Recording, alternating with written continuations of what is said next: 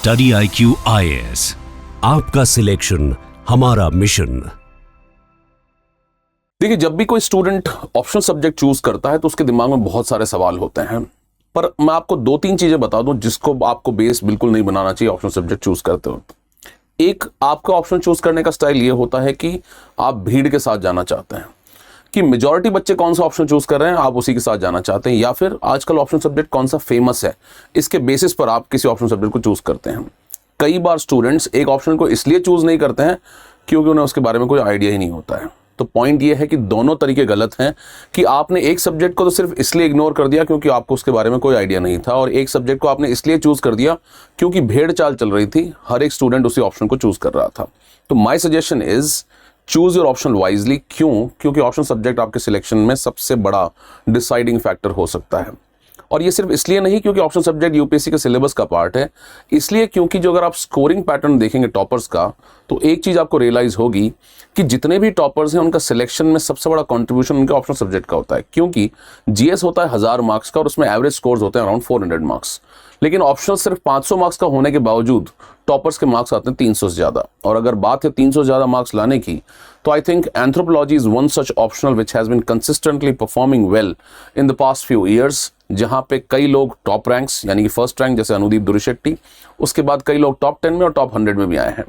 तो देखिए, on the back of the screen आप जिस पीपीटी के अंदर देख पा रहे होंगे, ये जितने भी लोग हैं ये सारे टॉपर्स हैं जिन्हें मैंने पर्सनली गाइड किया है। For example Diksha Patkar in this year selection rank, last year Sabhi Balkunde, उससे पहले आयुष श्रीवास्तव, उससे पहले Pooja Jha, all of these were my students. और आज इस वीडियो के अंदर मैं जो जनरल डाउट्स होते हैं स्टूडेंट्स के एंथ्रोपोलॉजी चूज करने से पहले, एक ये कि एंथ्रोपोलॉजी फेमस है इसलिए चूज कर लेता हूं, और दूसरा ये कि मुझे एंथ्रो के बारे में कुछ पता ही नहीं है, मुझे शायद इसके अंदर बायो है इसलिए मुझे नहीं लेना चाहिए, और बायो होने की वजह से शायद ये साइंस वालों के लिए है। इन दोनों बातों को आपको समझना होगा, और इन दोनों फियर्स के बेसिस पे आप प्लीज इस ऑप्शन को चूज ना करें। आप इस बात पर डिसाइड करें कि इस सब्जेक्ट की मेरिट क्या है, ये सब्जेक्ट आखिर है कैसा, किन एरियाज से डील करता है, और क्यों एक स्टूडेंट को एंथ्रोपोलॉजी ऑप्शन को चूज करना चाहिए।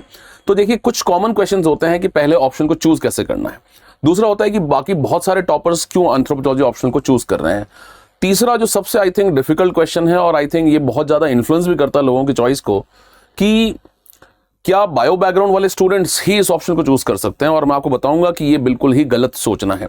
दूसरा, does it have overlap with general studies. Normally लोग अज्यूम कर लेते हैं कि एंथ्रो का जीएस के साथ में कोई ओवरलैप नहीं होगा, लेकिन ऐसा बिल्कुल भी नहीं है। और तीसरा, is it a small subject. तो I can say it is a small subject because there is something about anthropology that you need to understand. और तीसरा फाइनल पार्ट है कि how to prepare this thing. तो आइए सबसे पहले question choose करते हैं कि how to choose an option subject. देखिए, ऑप्शन चूज करना आसान नहीं होता है। कुछ सिंपल क्राइटेरिया ये होता है कि कई बार लोग अपने ग्रेजुएशन के सब्जेक्ट को चूज कर लेते हैं, लेकिन पॉइंट ये है कि यूपीएससी में जितने भी लोग सिलेक्ट होते हैं उसमें से बहुत कम लोग होते हैं जो अपने ग्रेजुएशन सब्जेक्ट को चूज करके टॉपर बनते हैं। तो ऐसे में वो एक ऐसे सब्जेक्ट को चूज करते हैं जो उनको अच्छे मार्क्स लाने में हेल्प करे, पहला। दूसरा, जिसमें कम टाइम इन्वेस्ट करने के बाद में उनको बहुत अच्छे मार्क्स ला सकें, ताकि वे इक्वली जीएस और एसए और एथिक्स इन सभी पेपर्स पे भी वो फोकस कर सकें। क्योंकि कई बार आपका ग्रेजुएशन सब्जेक्ट जो होता है बहुत डिमांडिंग होता है, जैसे इंजीनियरिंग सब्जेक्ट्स बहुत डिमांडिंग होते हैं। आई एम नॉट सेइंग कि वहां से लोग सेलेक्ट नहीं होते हैं, लेकिन पॉइंट ये है कि उसमें बहुत ज़्यादा टाइम लगता है, इसलिए आपका जो पीरियड ऑफ प्रिपरेशन है वो बहुत ज़्यादा बढ़ जाता है। तो इसलिए ऐसे में anthropology becomes a natural choice. And I tell you कि एंथ्रोपोलॉजी ऑप्शन से जितने टॉपर्स निकले हैं, उन टॉपर्स की सबसे खास बात यह है कि नोबडी हैड अ बैकग्राउंड, किसी का भी ग्रेजुएशन सब्जेक्ट एंथ्रोपोलॉजी में नहीं था। तो पॉइंट यह है कि it is an optional that anybody can choose, और ऑप्शन को चूज करना आपका बेसिस ये होना चाहिए, पहला कि आपके पास क्यूरियोसिटी है या नहीं है, आपके पास इंटरेस्ट है या नहीं इस सब्जेक्ट के अंदर, और फाइनली एक बात आपके लिए डिसाइडिंग फैक्टर होना चाहिए कि क्या ये सब्जेक्ट आपको स्कोर दिलवाएगा, क्योंकि हम यहाँ पर ऑप्शन सब्जेक्ट पढ़ ही सिलेक्शन को पॉइंट ऑफ व्यू रखते हुए कर रहे हैं, ठीक है। उसके बाद में why toppers are choosing anthropology, the answer is pretty obvious कि it is a subject which is small, it is a subject which is scoring, it is a subject which is objective in nature, और इसकी वजह से बहुत सारे लोग इस option subject को लेते हैं। प्लस क्योंकि इसका लिमिटेड सिलेबस होने की वजह से जो टाइम इन्वेस्ट इसमें करते हैं, इसकी वजह से वो बाकी टाइम को जीएस में भी इंप्रूव कर सकते हैं। तो पॉइंट ये है कि because of the nature of the syllabus, because of the nature of the subject itself, objective in nature, precise in nature and scoring topics की वजह से लोग इसको ज्यादा चूज करते हैं। और इसकी वजह से आप देखेंगे 300 ज्यादा मार्क्स लाना भी बहुत आसान होता जा रहा है धीरे धीरे। Can only the people with biology background choose this subject. देखो, एक चीज मैं आपको सिलेबस अभी दिखाऊंगा कि सिलेबस देख के आपको पता लग जाएगा कि जरूरी नहीं सिर्फ बायो बैकग्राउंड वाले लोग ही इसको सिलेक्ट कर ऑप्शन को चूज कर सकते हैं। बाकी ऑप्शन वाले सब्जेक्ट, बाकी बिना बायो बैकग्राउंड वाले लोग भी इसको चूज कर सकते हैं, क्योंकि इसके अंदर बहुत major component social cultural anthropology का है और उन टॉपिक्स का है जो हमारे लिए बहुत ही रिलेटेबल है, जैसे मैरिज है, family, kinship, religion, political organisation, economic organisation. तो मुझे लगता है कि ऐसा कोई स्टूडेंट शायद नहीं होगा जिससे इनके बारे में कोई भी आइडिया नहीं है। तो you already are acquainted with many of these topics, बस यहाँ एक स्पेसिफिक तरीका है उसको तैयार करने का। तो उस बेसिस पे आप अगर प्रिपेयर करेंगे तो bio will not bother you. दूसरा मैं आपको बता दूं, इसके अंदर सारे पोर्शंस जो हैं वो आपस में कनेक्टेड हैं। बायोलॉजिकल पार्ट और सोशल कल्चरल पार्ट, ये दोनों एक दूसरे से कनेक्टेड हैं और यही इसको बहुत ही ज्यादा स्कोरिंग और यूनिक भी बनाता है। फिर does it have overlap with GS? तो देखो, जब हम सिलेबस देखेंगे तो आपको बहुत सारी बातें पता लगेगी कि इसका जो सोशल कल्चर वाला कंपोनेंट है, actually it is overlapping with GS paper 1 society. Tribal anthropology जो आपके पेपर 2 में आता है, कास्ट आपके पेपर 2 में आता है, ओबीसीज, वल्नरेबल सेक्शंस आपके पेपर 2 में आते हैं, उनके रिलेटेड क्वेश्चंस आप देखेंगे कि जीएस पेपर 2 में सोशल जस्टिस में आता है, तो वहां पे भी एक ओवरलैपिंग पार्ट आ गया। फाइनली इसके अंदर जेनेटिक्स आता है। जेनेटिक्स आपके साइंस का इंपॉर्टेंट कंपोनेंट होता है, तो कुछ पार्ट जीएस 3 का प्लस आपका जो प्रीलिम्स में साइंस आता है जीएस, उसके अंदर बायोटेक्नोलॉजी और आपका जो जेनेटिक्स वाला पार्ट आता है, you can actually score well in that section if you have an understanding of that. और फाइनली मैं आपको बता दूं, anthropology is a study of the cultures, और जब एंथ्रोपोलॉजी स्टडी ऑफ कल्चर्स है तो ऐसे में ये आपको बाकी कल्चरल के लोगों को, उनके प्रति आपको कंपैशनेट, आपको पैशनेट, आपको एक्चुअली व्हाट यू से एम्पैथी रखने के लिए, इन सभी चीज़ों के लिए आपको हेल्प करता है। तो आप देखेंगे कि एथिक्स पेपर में इसका एप्लीकेशन बहुत ही क्लियर होता है and it also helps you in essay writing. तो let's come directly to the question कि अगर आप सिलेबस को देखेंगे तो आपको ये बात पता लगेगी कि एंथ्रोपोलॉजी के 4 पार्ट हैं, लेकिन इसमें से एक आपको इंपॉर्टेंट बात बता दूं कि जो cultural anthropology, archaeology, linguistic anthropology, actually ये तीनों पार्ट जो हैं ये कल्चरल के पार्ट ही हैं। दूसरा आप देखेंगे कि आर्कियोलॉजी एक्चुअली आपके जीएस पेपर 1 में हिस्ट्री में भी काम आता है। तो कल्चरल एंथ्रोपोलॉजी और जो आर्कियोलॉजिकल एंथ्रोपोलॉजी है, ये आपके पूरे जीएस पेपर 1 में सोसाइटी और एंशिएंट हिस्ट्री में काफी कंट्रीब्यूशन करता है। जैसे आप देखेंगे इंडस वैली सिविलाइजेशन, वो इसका पार्ट है, या लोअर पेलियोलिथिक पीरियड, वो इसका पार्ट है। तो you see what that one, this is a thing that you already are aware of, it is not a new thing for you, आपके लिए बहुत नई चीज नहीं है। तो इसलिए आप इसको बिना सिर्फ ये बात सोच करके सिर्फ बायोलॉजिकल एंथ्रोपोलॉजी है, तो ऐसा सोचकर अगर आप डिस्कार्ड कर देते हैं तो I think it is a mistake on your part, because why not benefit from a subject which has been scoring well in the recent times, right? Then there is physical anthropology. अब देखें, अगर आप physical anthropology का syllabus देखोगे तो physical anthropology में जो bio वाला पार्ट है, आप ये समझ लीजिए कि बायो में सिर्फ आपको बायो का एक बहुत ही छोटा सबसेक्शन कवर करना है, और वो सबसेक्शन भी बहुत टेक्निकल इन नेचर नहीं है, क्योंकि प्राइमरीली एंथ्रोपोलॉजी एक ह्यूमैनिटीज का सब्जेक्ट है। तो ऐसे में आप देखेंगे कि जो जितने भी टॉपिक्स आएंगे इसमें बहुत ही लिमिटेड कंपोनेंट की बायो आती है। इसमें आपको पूरे एनिमल किंगडम के बारे में नहीं पढ़ना है या बाकी जानवरों के बारे में नहीं पढ़ना है, सिर्फ आपको ह्यूमन से रिलेटेड चीज़ों को पढ़ना है, और ह्यूमन से कौन से रिलेटेड स्पीशीज है उनके बारे में पढ़ना है, और वो भी बहुत ही लिमिटेड एक स्पेसिफिक इवोल्यूशनरी पर्सपेक्टिव से पढ़ना है। तो like I have been telling to all the students कि evolution is the basis of the physical anthropology. जो बायोलॉजिकल एंथ्रोपोलॉजी, फिजिकल एंथ्रोपोलॉजी इसको हम बोलते हैं, इवोल्यूशन जो है Darwin's theory, it is the basis, और बाकी सारे पार्ट्स उससे आपस में कनेक्टेड हैं। और मैं आपको बता दूं कि ये पार्ट समझना बहुत मुश्किल नहीं है, these are straightforward, these are simple to do things. Then when you look at the social cultural part, social cultural part में आप देखेंगे culture is the core of the syllabus in social cultural part. ये पूरा paper 1 का syllabus आपका यहाँ पे सबस्यूम हो जाता है। इसमें आपको institutions like marriage, family and kinship, economic organisations, political organisations, plus theories का पार्ट और रिलीजन, ये सारा बहुत ही रिलेटेबल पार्ट है, और ये एक्चुअली ह्यूमैनिटीज वाला सेक्शन है। तो सिर्फ बायो नहीं है एंथ्रो के अंदर, बायो के जितने भी एंथ्रो के सिलेबस के टॉपिक्स हैं इनका रिलेशन क्लियर कट है जीएस के साथ में, specially art and culture in the paper 1, secondly आपका society in paper 1, then social justice in paper 2, and then of course the genetics parts is going to help you in science and tech also, right. For example आपसे पूछा जाएगा कि marriage के rules कितने types की marriages होती है, तो you can simply look at this objective nature, how a typology of the marriage has been created. When you look at the paper 2 syllabus, paper 2 जब देखते हैं आप सिलेबस का एंथ्रोपोलॉजी का, तो आप देखेंगे पहला पार्ट है प्री हिस्टोरिक, यानी कि इंडिया के लोअर पेलियोलिथिक, मिडिल पेलियोलिथिक, अपर पेलियोलिथिक, नियोलिथिक, जो कि हम नॉर्मली हिस्ट्री में भी थोड़ा बहुत देखते हैं।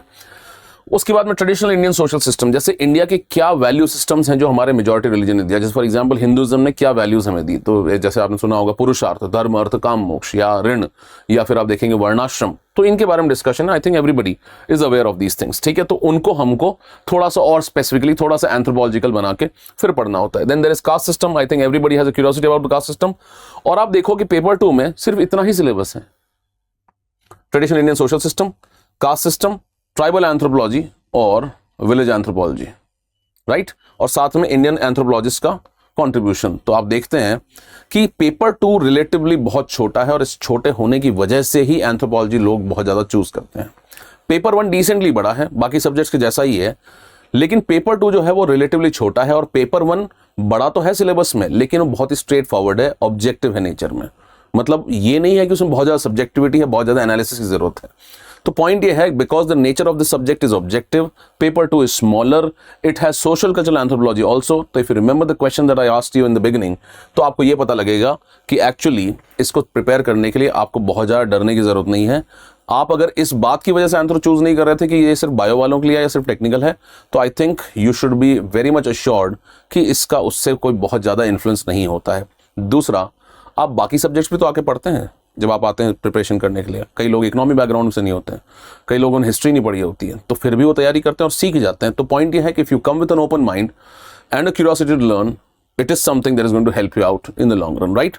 फिर देखिए, किसी भी ऑप्शन सब्जेक्ट में और हमारे ऑप्शन सब्जेक्ट को मास्टर करने का एक बहुत क्लियर कट रोड मैप है। First, thorough understanding. So how to get this thorough understanding, I am going to teach you in the classes, I am going to dictate the notes, I am going to give you the handouts. और इसके साथ साथ आपको कुछ मैं books recommend करूंगा जो आपको पढ़नी होंगी, तो उन बुक्स को आप पढ़ेंगे। उसके बाद में एग्जाम ओरिएंटेड नोट्स, जो क्लास में हैंडआउट्स और नोट्स में दूंगा, उनको मैं आपसे फिर से उनको क्यूरेट कराऊंगा कि इनको कैसे एग्जाम सेंट्रिक बनाना होता है, कैसे इनको PYQs के साथ मैच कर कर आपको एग्जाम ओरिएंटेड फाइनल आपका आउटपुट होना चाहिए। जब आपने ये एक काम कर लिया तो आपको टेस्ट के अंदर जाके इसको प्रैक्टिस करना है। मतलब this a full step process, this a thorough process that everybody needs to follow. पहला अंडरस्टैंडिंग, फिर उसके बाद में अंडरस्टैंडिंग और नोट्स और बुक्स जो भी पढ़नी है, उसके बाद में हम लोग क्या करेंगे, इसको एग्जाम ओरिएंटेड बनाएंगे। And finally after making it exam oriented, we are going to do what, we are going to practise it in the form of test which are there. फिर why anthropology, I have been telling you, it is objective, it is conceptual in nature. जैसे marriage जैसा institution जो है, उसमें भी बहुत straight forward question आता है कि मैरिज आखिर है क्या, कितने टाइप्स की मैरिजेस होती हैं। तो it makes it a bit more objective. Questions are predictable and straightforward. उसके बाद में इसमें डायग्राम्स बनाने का बहुत स्कोप होता है, कुछ और स्टैंडर्ड डायग्राम्स ऑलरेडी हैं, तो आपको बहुत ज्यादा इनोवेट भी नहीं करना है। Just you got to practise them and reproduce in the examination, right. And eventually what is going to matter कि if you have interest in this, interest आपका इवेंचुअली आपको बहुत ज्यादा हेल्प करेगा कि आप इस सब्जेक्ट में कितने दिन तक स्टे कर पाएंगे। And I have been telling this to the students कि choosing an option is like marriage. अगर आपने गलत पार्टनर चूज कर लिया तो आपको बहुत नुकसान हो जाएगा। अगर आपने राइट सब्जेक्ट चूज कर लिया तो it is always going to be helpful to you, right. अगर मैं जैसे आपको बता रहा था कि कुछ क्वेश्चंस रिपीट होते हैं, तो आप देखिए सेम क्वेश्चन है इरेक्ट पोस्चर के ऊपर, 3 बार आपको दिख रहा होगा यहाँ पे, और भी कई बार आया है ये क्वेश्चन। जस्ट एन एग्जाम्पल मैंने आपके लिए, जैसे फॉर एग्जाम्पल कल्चरल रिलेटिविज्म एक बहुत इंपॉर्टेंट कॉन्सेप्ट है, तो आप देखेंगे कि ये सारे कॉन्सेप्ट्स बार बार रिपीट होते हैं एग्जाम के अंदर। तो इसलिए nature of the syllabus is clear, syllabus is small, जो भी सिलेबस है वो ऑब्जेक्टिव इन नेचर है, और ऑब्जेक्टिव के बाद में सारे क्वेश्चंस स्ट्रेट फॉरवर्ड आते हैं। उसके बाद में उनको आंसर करना भी आसान है, उनको प्रिपेयर करने का एक तरीका है। And I am going to help you in preparing that properly through classes, through lectures, through everything that you require from the exam perspective, ठीक है। तो कुछ बेसिक बुक्स हैं, I always recommend to the students, start with the Kerala state SCRT, then Ember and Ember, और paper 2 के लिए Indian anthropology, Nadeem Hussain and tribal anthropology, right. तो if you look at the questions that I asked in the beginning, जो मैंने शुरू में आपसे questions पूछे थे, जो कि बच्चों के जो क्वेश्चंस होते हैं, प्रॉब्लम्स होती है कि how to choose an optional, या क्यों टॉपर्स एंथ्रोपोलॉजी चूज कर रहे हैं, या सिर्फ बायो बैकग्राउंड के स्टूडेंट्स ही चूज कर सकते हैं, या क्या इसका GS के साथ ओवरलैप है, और क्या ये छोटा सब्जेक्ट, और how to prepare. I think I have attempted to answer all of these questions through this discussion, right? और I am starting my batch 12th August को ये बैच क्लोज हो रहा है। ये 12th अगस्त को बैच की शुरुआत हो रही है इस बैच की, तो please join this batch if you want to excel in anthropology. And I am telling you, I will take the responsibility of making sure that you score really good marks in the anthropology optional, score 300 marks in the anthropology optional, right? So if you are interested in that, in this course I'll be taking classes, there will be live lectures, recorded lectures, you'll get access to these lectures for a longer period of time. Sath you'll be having answer writing sessions, everything will be taken care of, but you have to decide, do you really want to work hard to score good marks in anthropology? My name is Mangal Singh, I teach anthropology at Study IQ. The batch is starting on 12th of August, and you can connect with me if you have any questions. आपको कोई भी concerns है, you can connect with me on this Telegram channel by scanning the QR code anthrologically, और आप मुझसे Instagram पे भी जुड़ सकते हैं इस QR कोड को स्कैन करके @anthropological, राइट। तो I hope if anthropology is your choice, even if it is not your choice, do consider it as an optional subject which can help you in actually scoring good marks in the mains examination. And like I told you in the beginning, these are some of the toppers that I have mentored personally and who have scored really well in the mains examination. Thank you so much. Study IQ IAS, आपका selection हमारा mission.